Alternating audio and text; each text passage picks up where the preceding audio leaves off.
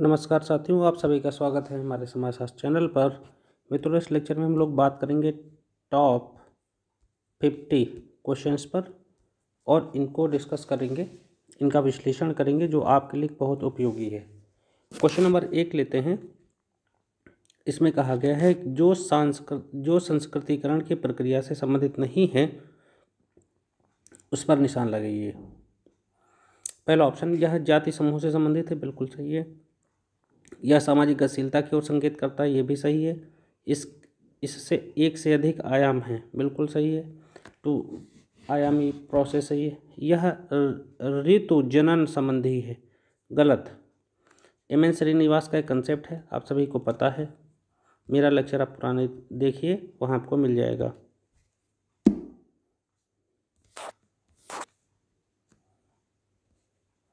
Question number 2 में कहा गया है कि गलत कथन चुनिए। भारत एक धर्मनिरपेक्ष राष्ट्र है, बिल्कुल सही, ठीक है। संस्कृतिकरण एक प्रक्रिया है, ये भी ठीक है। हरित क्रांति ने कृषि उत्पादन में वृद्धि की। अगला, आधुनिकीकरण जो पाश्चात्यकरण यानी वेस्टर्नाइजेशन से भिन्न नहीं है, गलत है, भिन्न है, दोनों अलग अलग प्रोसेस हैं। क्वेश्चन नंबर 3 पर आते हैं फ्रेंड्स। इसमें कहा गया है निम्नलिखित में से उस एक को चिन्हित कीजिए जो ग्रामीण तथा नगर दोनों के पारस्परिक प्रभाव को व्यक्त करता हो। पहला ऑप्शन, इसमें कहा जा रहा है कि नगरीकरण बिल्कुल व्यक्त करता है, जो है ठीक से नहीं करता है। दूसरा ये भी नहीं करता, तीसरा भी नहीं करता। ग्रामीण नगरी सातत्यता ये व्यक्त करता है, रेडफील्ड का दिया हुआ कंसेप्ट है।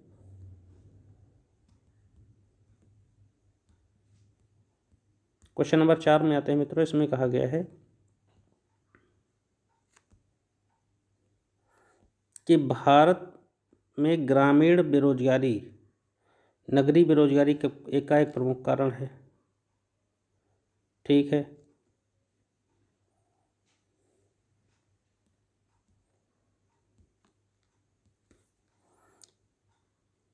दूसरा, भारत में आधुनिक कृषि प्रौद्योगिकी का प्रयोग भूमिहीनों के लिए गांव से पलायन करने का प्रबल प्रेरक रहा है, ये भी सही, दोनों सही हैं और व्याख्या भी करता है।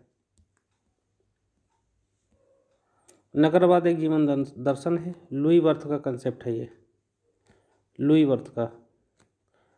और इन्होंने ही घेट्टो, ये ब्राज़ील की बस्तियां होती हैं, उसका अध्ययन किया था, याद रखिएगा आप लोग, इम्पॉर्टेंट बहुत है। अगला क्वेश्चन नंबर 6। इसमें कहा गया है कि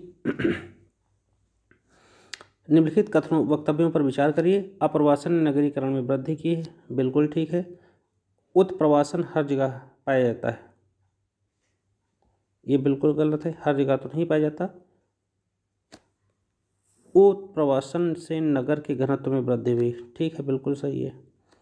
गांव से लोगों नगर की तरफ बढ़ रहे हैं तो नगरों में ये बढ़ेगा ही। अगला, भारतीय संविधान में पिछड़े वर्ग का क्या आधार है? तो सामाजिक शैक्षणिक आधार है, और पिछड़े वर्ग के लिए काका कालेलकर कमेटी का गठन किया गया था, इसने रिजर्वेशन वगैरह के लिए बात करी थी।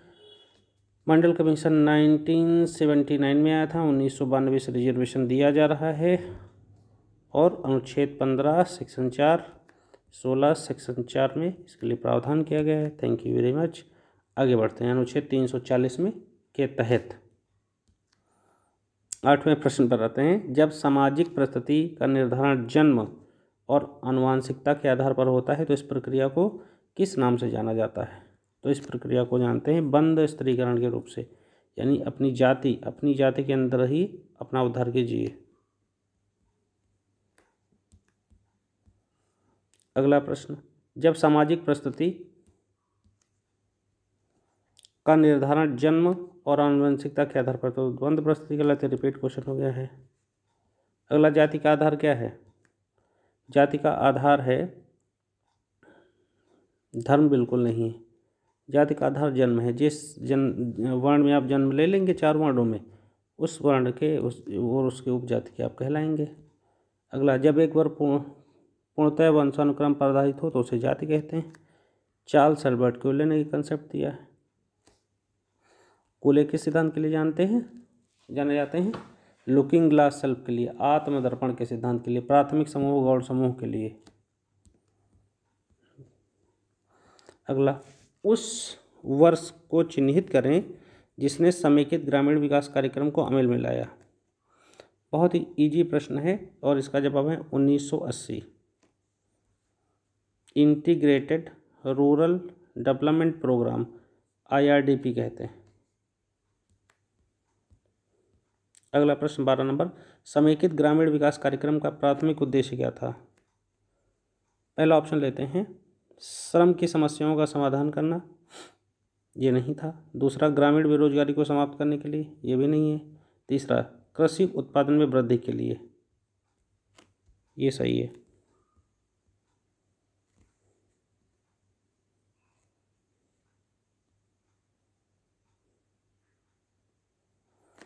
इस प्रश्न को मिलाइए, अच्छा प्रश्न है। मॉडर्नाइजेशन ऑफ इंडियन ट्रेडिशन, पहले का चौथा, सॉरी बी का चौथा। तो वैसे तो देखो बी का चौथा यहाँ दिया हुआ है और मैच कर गया, लग गया। लेकिन लुई ड्यूमो की जो है होमो हायरार्किकस बुक है, एक पीछे मैंने लेक्चर बनाया उसमें भी, Hindu society and cross roads Panikkar की बुक है, और the passing away of traditional society Daniel Thorner की बुक है।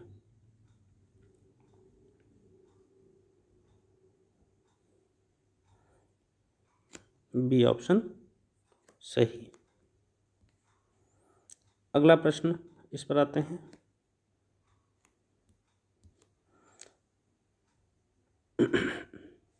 उच्च जाति की संस्कृति का अभिस्वीकरण, ये संस्कृतिकरण हो गया। आधुनिकीकरण का मतलब आधुनिक युग हो गया, यानी डी का दूसरा। तो वैसे 14 नंबर का जो प्रश्न सही हुआ वो हुआ गया सी। आप एलिमिनेशन मेथड से इसे पकड़ सकते हैं। और पहले का स्थानीयकरण का लघु परंपरा और सार्वभौमिकीकरण का बृहत परंपरा।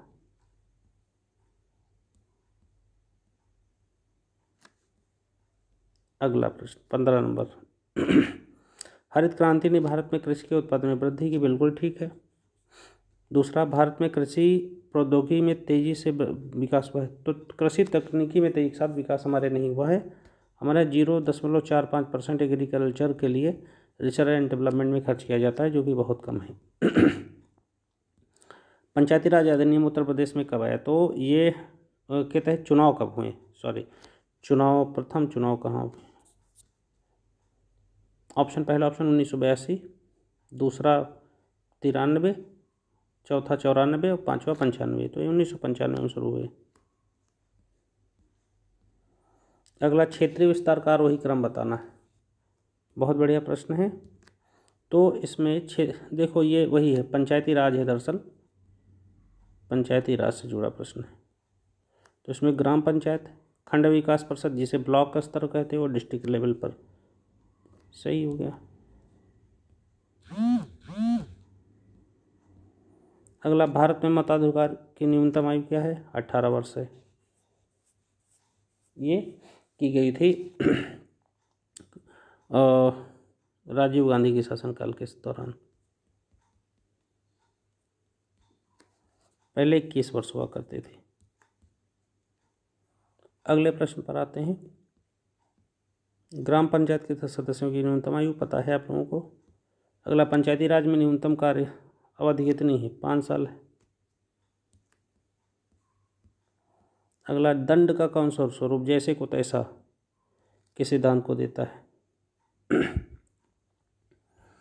इसका जवाब है प्रतिशोधात्मक, रिवेंज, टिट फॉर टैट जिसे कहते हो। अगला प्रश्न, उस स्थिति को चिन्हित कीजिए जिसके अंतर्गत परिवीक्षा का नियम लागू होता है। तो परिवीक्षा और पैरोल दो टर्मिनोलॉजी हैं, जिसमें यदि आप अपराधी हैं तो आप अपराध के बाद भी आपको कुछ समय के लिए बाहर रख लिया जाता है। तो जमानत पर रिहा किए गए अपराधी इसमें होते हैं। अगला प्रश्न, क्वेश्चन नंबर 23, ये क्या कह रहा है? सूची को मिलान करवाना है। श्वेत वसन अपराधी, जैविक अपराधी, समाजशास्त्री अभिगम, व्हाइट कलर क्रिमिनल, पहले का दूसरे से मैच कराइए।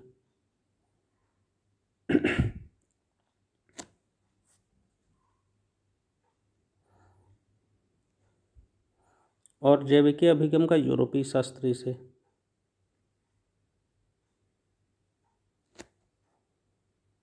और उसके बाद सी का चौथा है शारीरिक अभिगम लम्ब्रोसो से। और समाजशास्त्रीय अभिगम अमेरिकी समाजशास्त्री संप्रदाय से। सी ऑप्शन सही हो गया। अगला, श्वेत वसन अपराध कौन सा है? व्हाइट कलर क्राइम कौन है?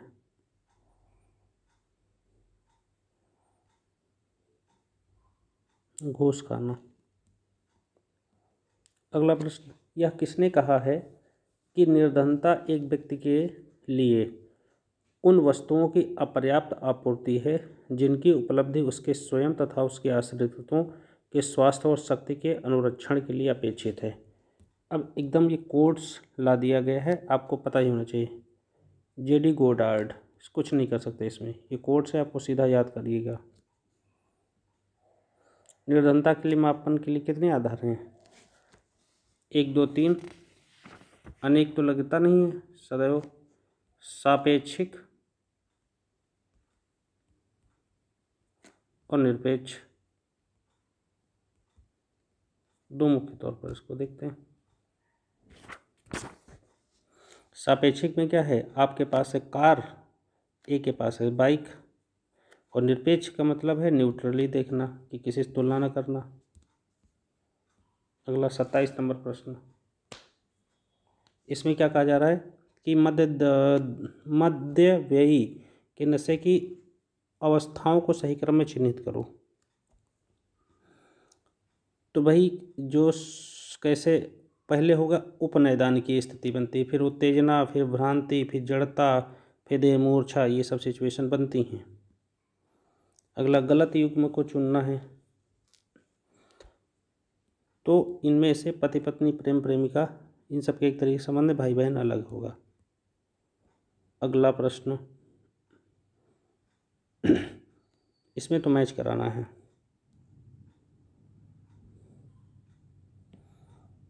परिवार नियोजन जन्म नियंत्रण से संबंधित है, ठीक है। पोलियो दवा से। गर्भ निरोधक निरोध से। और ऋतुस्राव स्त्रियों से। ऑप्शन बी सही हो गया। अगला, कौन सा निम्नलिखित में से कौन सर्वाधिक जनसंख्या वाला देश है? चीन है। नंबर 2 पर अपना इंडिया है।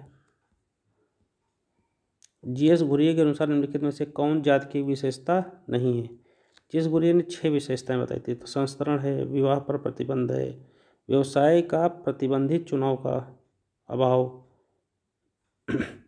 ये चुनाव का अभाव नहीं, चुनाव प्रतिबंधित चुनाव की ही बात करते हैं। जिस आप जाति में पैदा हों उसी तरीके का पेशा करें, और ये भी सही है।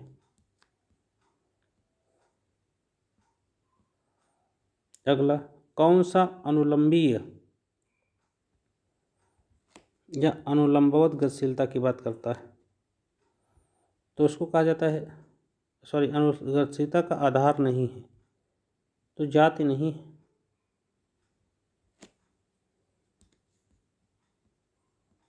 अगला, सरकारी सेवा में पिछड़े वर्गों के लिए आरक्षण का स्थान कितने % है? 27%।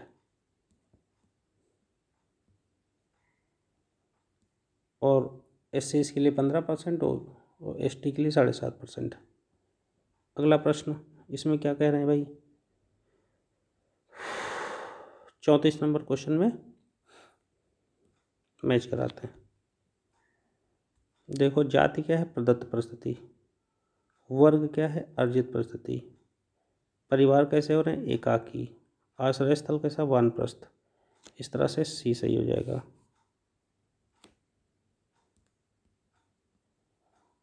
अगला प्रश्न,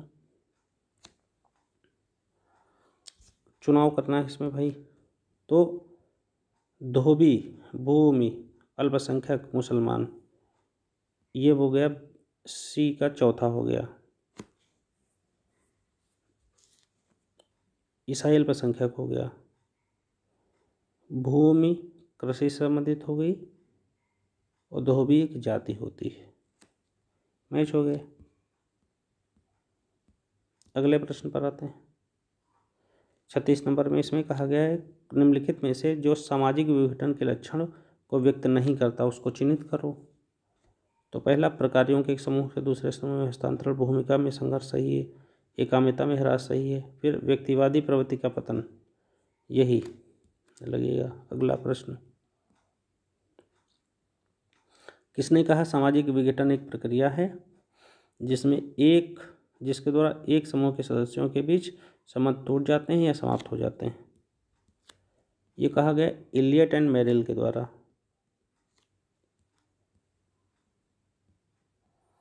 अगला, एक वयस्क अपराधी और एक बाल अपराधी के बीच में भेद करिए।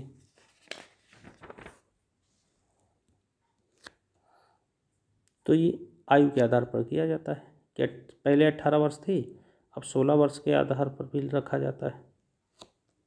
इससे नीचे वाले जो है वयस्क नहीं माने जाएंगे, इसके ऊपर वाले वयस्क माने जाएंगे। अगला प्रश्न, अपराध वह प्रक्रिया है जिसे राज्य ने सामूहिक कल्याण के लिए हानिकारक घोषित किया और उनके कर्ता को दंडित करने की शक्ति राज्य में निहित है। सीधा सा प्रश्न है, लैंडिस, पॉल लैंडिस यहाँ जवाब सही होगा। अगला, भारत में प्राचीन विहार कारागार किसने संस्थापित किया है? संपूर्णानंद ने 1952 में ये जो है इस्टेब्लिश किए गए थे। अगला, समाज में शासक वर्ग की अवधारणा किसने दी है? रूलिंग क्लास की अवधारणा की है गिटानो मोस्का ने। अगला, फर्स्ट प्रिंसिपल किसकी बुक है? हर्बर्ट स्पेंसर की।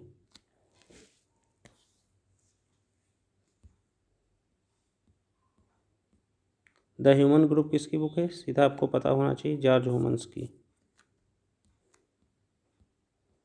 अगला, वे अलौकिक परिणाम जो किसी व्यवस्था में अनुकूलन या समायोजन लाते हैं उन्हें क्या कहा जाता है? प्रकार्य कहा जाता है। किसका कंसेप्ट है? मर्टन का। अगला प्रश्न, मध्य सीमा सिद्धांत किसने दिया था? मेरा लेक्चर देखिए, आपको मिलेगा, रॉबर्ट किंग मर्टन ने। अगला, संघर्ष के सामाजिक प्रकार के सिद्धांत को निम्नलिखित में से किसने व्यक्त किया है? संघर्ष का सामाजिक प्रकार, संघर्ष समाज के लिए फायदेमंद है, ये कहने वाले हैं कोजर। अगला, प्रघटना विज्ञान की परिभाषा निम्नलिखित में से कौन सा तत्व निहित है? तो इसमें निहित है सभी। जीवन जगत की बात होती है, प्राकृतिक मनोवृत्ति की बात होती है, अंतरात्म परकता की बात होती है, उपरोक्त सभी सही होगा। अगला, निम्नलिखित में से कौन असहयोगी सामाजिक प्रक्रिया नहीं है? तो इसका जवाब होगा आत्मसातकरण।